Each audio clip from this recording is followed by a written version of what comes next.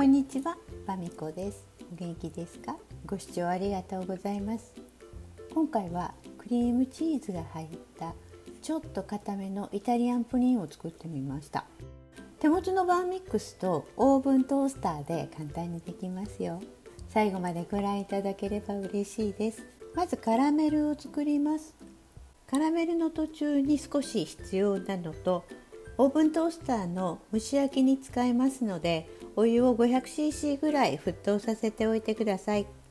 カラメルのお砂糖を焦がしている間に、型に薄くバターを塗っておきます。側面だけでいいと思います。今回のレシピはミスターチーズケーキさんがウェブ上で公開していらっしゃるレシピを参考にさせていただきました。ありがとうございました。今回もカラメルが跳ねるので、蓋でカバーをしてお湯を隙間から目分量で投入します。跳ねるのが落ち着いたら硬さを調整しますね。ちょっと今回柔らかかったかもしれないですけど、美味しければそれでよしと。カラメルを型へ流してぬるびきんの上に置いておきます。プリン液を作ってる間にね、冷やしておきます。クリームチーズは適当な大きさにカットして、牛乳と生クリーム以外の材料を容器に入れます。今回は練乳を使うので、これが入ると全然感じが違うんですね。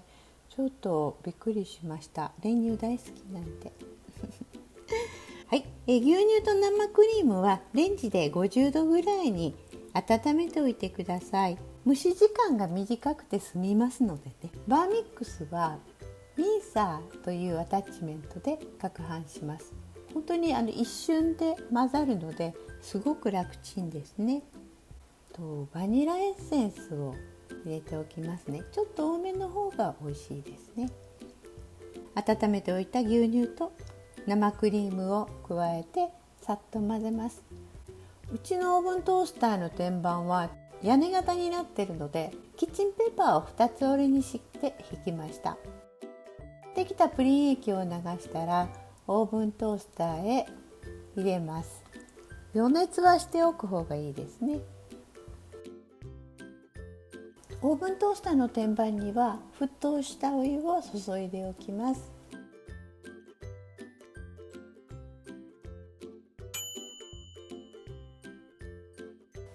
はい、焼けました。ちょっとね、予熱をしてなかったので上部がちょっとだけ焦げましたけど、全然大丈夫です。心配だったのでシフォンナイフで少し、縁回りを切っておきました。ひっくり返します。なんだ、お皿がちっちゃいぞ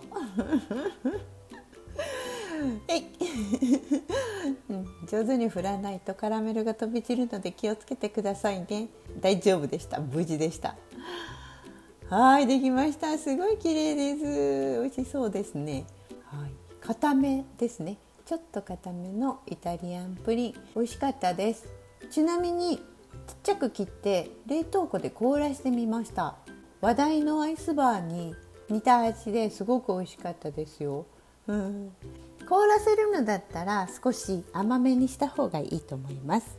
最後までご視聴いただきありがとうございます。高評価、チャンネル登録で応援していただければ嬉しいです。ありがとうございました。